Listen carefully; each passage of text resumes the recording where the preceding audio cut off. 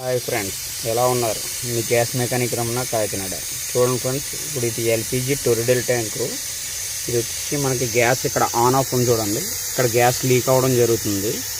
దీనికోసం ఇప్పుడు ఈ ఆన్ ఆఫ్ మార్చాలంటే ఈ ట్యాంక్లో గ్యాస్ ఉంది. ఈ గ్యాస్ టోటల్ రిమూవ్ చేస్తే కానీ ఎవరు ఈ వాళ్ళు ఆల్టరేషన్ చేయరు.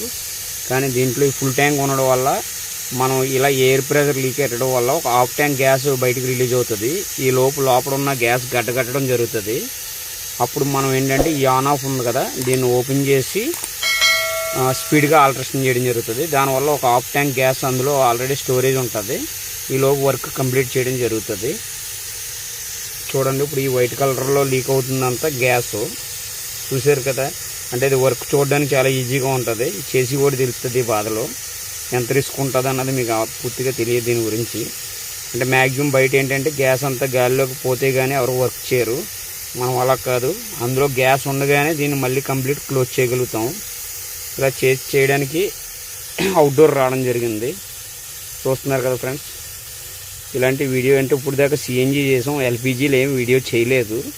దానికోసం ఏదో సరదాగా మీకు ఏదో చూపించాలని చెప్పేసి వీడియో చేస్తున్నాను. ఈ వీడియోలు చూసి నన్ను చాలామంది ఆదరిస్తున్నారు. మీ అందరికీ నా కృతజ్ఞతలు. ఉంటాను ఫ్రెండ్స్. మీ గ్యాస్ మెకానిక్ రమణ, కాకినాడ.